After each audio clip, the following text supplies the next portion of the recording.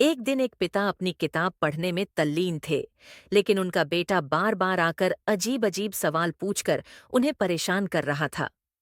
पिता ने उसे समझाने की कोशिश की और थोड़ा डांटा भी, पर इसका उस पर कोई असर नहीं हुआ। फिर पिता को लगा कि बेटे का ध्यान किसी और काम में लगाने से वह शांति से पढ़ सकेंगे। उन्होंने एक पुरानी किताब से विश्व मानचित्र वाला पृष्ठ निकाला और उसे कई टुकड़ों में काट दिया। फिर बेटे को बुलाकर कहा, यह वर्ल्ड मैप है, मैं इसे टुकड़ों में काट रहा हूं, तुम्हें इसे फिर से जोड़ना होगा।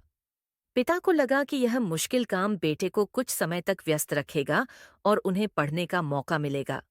लेकिन आश्चर्य की बात यह हुई कि कुछ ही मिनटों में बेटा वापस आकर बोला, पिताजी, मैंने मैप जोड़ दिया। पिता ने देखा तो मैप पूरी तरह सही था। उन्होंने हैरानी से पूछा, तुमने इतनी जल्दी यह कैसे कर लिया? ये तो बहुत मुश्किल काम था। बेटे ने हंसते हुए कहा, ये तो बहुत आसान था पापा। आपने जो पेज दिया था उसके पीछे एक कार्टून बना था। मैंने बस उस कार्टून को पूरा कर दिया और मैप अपने आप सही हो गया। यह कहकर वह खेलने चला गया और पिता सोचते रह गए।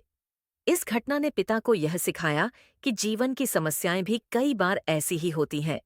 जब हम उन्हें केवल एक ही दृष्टिकोण से देखते हैं तो वे बहुत कठिन लगती हैं, लेकिन अगर हम उन्हें किसी दूसरे नजरिए से देखें तो वे आसान हो सकती हैं।